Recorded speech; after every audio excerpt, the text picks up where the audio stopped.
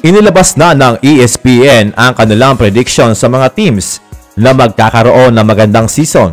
Teams na pwedeng magkaroon ng malaking problema, players na pwedeng magpa-trade at sinong injured superstar sa East ang magkakaroon ng malaking impact sa team ang pagkawala.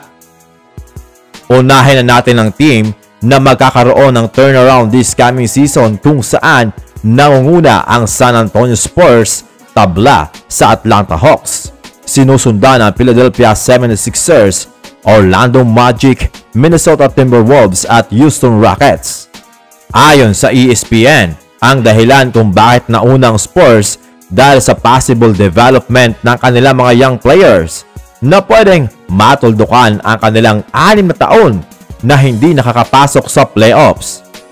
Malaking bagay daw ang talent ng Spurs kung saan nakuha nila ang back-to-back Rookie of the Year award under Victor Wembanyama at Stephon Castle na posible pang 3 sunod kapag nanalo ulit ngayon ng Rookie of the Year itong si Dylan Harper na hindi naman imposible.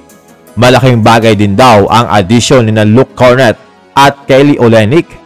Ang Atlanta Hawks naman mga amigo ay lalo daw lumakas dahil sa addition ng scorer center na si Kristaps Porzingis, Luke Kennard at sa batang reliable defender na si Nickeil Alexander-Walker. Plus, andyan pa si Dyson Daniels na talagang magkakakomplement sa laruan ni Trae Young. Samantalang ang Sixers na mga amigo kapag naging healthy si Paul George at Joel Embiid plus ang magandang development ni Tyrese Maxey ay malaking bagay din daw kung bakit sila magkakaroon ng turnaround this coming season. Andyan pa ang Orlando Magic na uhaw sa panalo na nagpapakitang talagang umaakyat sila sa East sa ilalim ng patuloy na pagde-develop ni Franz Wagner at Paolo Banchero. Well, nagtataka lang ako kung bakit pang-5 ang Houston Rockets na nakuha nila si Kevin Durant at halos kumpleto pa at napaka-solid ang kanilang roster. Nakuha nila si Dorian Finney-Smith, Clint Capella at ang sentro na si Alperen Sengun ay nanatili sa team. Well, yan ang prediksyon ng ESPN. Samantalang inaasahan na magkakaroon ng problema ang Milwaukee Bucks, Los Angeles Lakers, Boston Celtics na tabla sa New York Knicks, Philadelphia Sixers na pasama ulit at ang Indiana Pacers.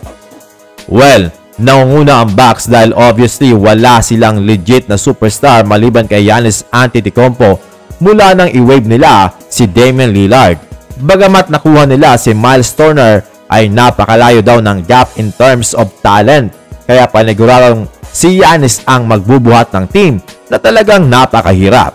In-stretch nila ang kontrata ni Dame para makakuha ng point guard na pangpalit kay Dame pero napakahirap talagang palitan ang talent ni Dame. Bagamat injured naman ito ngayong season at expected na hindi makakapaglaro. Sunod ang Los Angeles Lakers. Well, expected na nga ang Lakers na posibleng magkaroon ng masamang season kapag underperform ang mga player na kanilang nakuha, lalo na si DeAndre Ayton at si Marcus Smart kung sakaling hindi na ito makabalik sa dating laro nito back in Boston Celtics. Bukod pa doon, napapalibutan din ng drama ang team dahil sa walang tigil na trade rumors kay LeBron James at sa nababalitang transition ng team kay Luka Doncic mga amigo. So pwedeng mag-create talaga ito ng hindi magandang senaryo or drama sa team. Mahirap din i-trade si LeBron dahil sa kontrata at edad nito. Ang Lakers ay nasa Hollywood at sila ang most iconic team sa NBA kung saan ay palagi nakatutok ang media at kapag may mali, paniguradong napakaingay na naman na pwedeng makaapekto lalo na sa mga player nito. Sa player naman ay expected na magpapatrade si Zion Williamson, sinusundan ni Giannis Antetokounmpo, LeBron James, Ja Morant at Trae Young. Si Zion ay napakaraming artikulo ang lumalabas na mas mauna pa daw itong i-trade kaysa dito kay Giannis. Well, mahirap nga naman mag-invest ang Pelicans kay Zion na every season ay injured. Bukod pa doon, pinalitan na ni Joe Dumars si David Griffin bilang primary decision maker.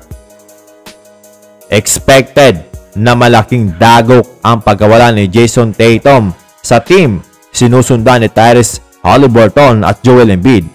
Ang Celtics ay nagkaroon ng tanggalan ng players. Itrinid nila si Drew Holiday at Kristaps Porzingis bagamat andyan pa si Derek White at Jaylen Brown. At ang newly addition ni si Anthony Simons ay iba pa rin daw ang nagagawa ng Jason Tatum. Ang pagkawala ni Tatum ay malaking bagay na pwedeng magpabagsak sa standing ng Celtics sa East, lalo na nagpapalakas pa ang ibang team. Ano ang masasabi nyo sa prediction na ito ng ESPN?